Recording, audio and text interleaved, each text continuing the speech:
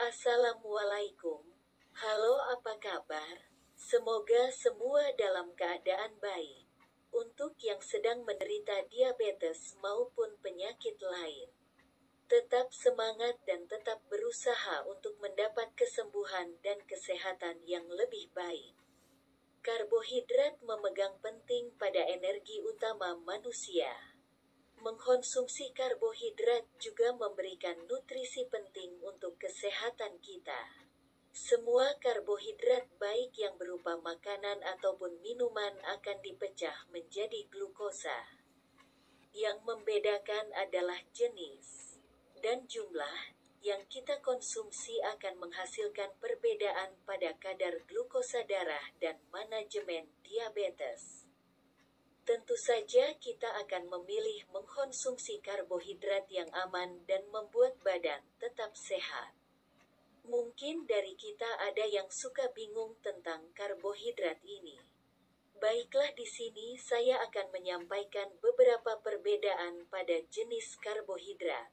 Yang pertama adalah yang banyak mengandung pati, seperti roti, nasi, pasta, kentang, ubi, pisang raja, dan sereal sarapan. Yang kedua yang mengandung banyak gula, seperti buah-buahan, fruktosa, beberapa makanan susu, laktosa, permen, coklat, minuman manis, dan makanan penutup. Yang ketiga kita juga mengenal serat. Ini adalah jenis karbohidrat lain yang tidak dapat kita cerna. Ini ditemukan dalam roti gandum, beras merah, sereal gandum, buah-buahan, dan sayuran, kacang-kacangan dan biji-bijian, kacang-kacangan, kentang, dan gandum. Serat ini penting untuk membantu menjaga sistem pencernaan kita tetap sehat. Selain itu, serat penting karena dapat membantu menjaga glukosa darah dan kolesterol kita tetap terkendali. Pastikan kita makan cukup serat setiap hari karena ini terkait dengan lebih sedikit risiko penyakit kardiovaskular dan jenis kanker tertentu. Konsumsi karbohidrat yang baik harus disesuaikan dengan kondisi badan dan kebutuhan. Setiap orang membutuhkan beberapa makanan yang mengandung karbohidrat dalam diet mereka. Berapa banyak yang aman kita makan akan tergantung pada usia, tingkat aktivitas, dan tujuan yang ingin kita capai. Orang yang sedang ingin menurunkan berat badan dan mengatur kadar glukosa darah mereka dengan diet rendah karbohidrat akan membatasi konsumsi karbohidrat. Lain lagi bila orang lain yang sedang ingin menaikkan berat badan. Mereka mungkin memutuskan untuk makan lebih banyak karbohidrat sehat. Mengetahui berapa banyak karbohidrat dalam makanan kita.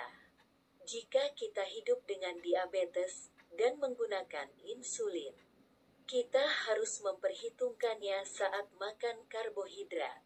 Pelajari tentang makanan mana yang mengandung karbohidrat.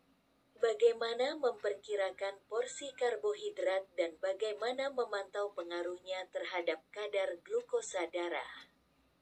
Bagaimana dengan kualitas karbohidrat? Bukti menunjukkan bahwa kualitas karbohidrat lebih penting untuk kesehatan umum daripada jumlah yang kita makan. Kualitas karbohidrat telah dinilai menggunakan indeks glikemik, GI, beban glikemik, kandungan serat, dan gandum utuh. Umumnya, makanan GI rendah dapat berguna untuk mengelola kadar glukosa darah.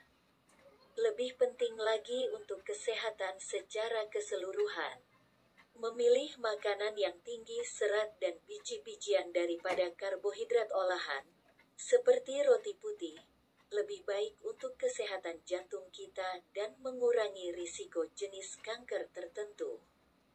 Kita juga tahu bahwa beberapa makanan tertentu yang mengandung karbohidrat, seperti buah-buahan dan sayuran, berhubungan dengan kesehatan yang baik.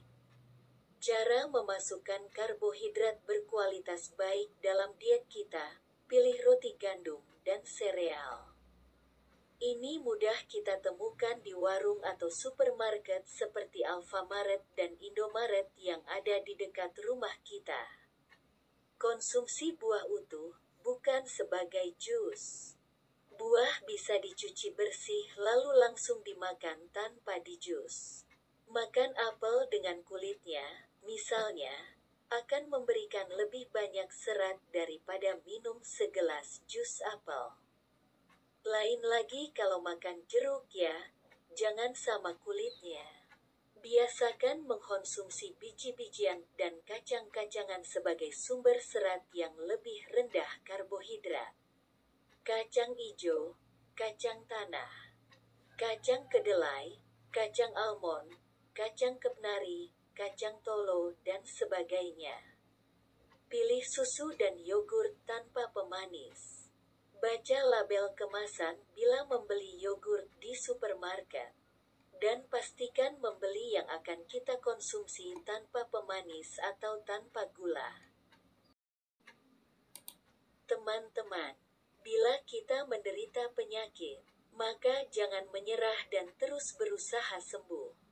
Mengkonsumsi makanan sehat, berolahraga, istirahat cukup, jangan stres. Dan mengikuti nasihat dokter itu adalah hal yang penting untuk kita lakukan. Berserah diri kepada Allah dan memohon kesembuhan.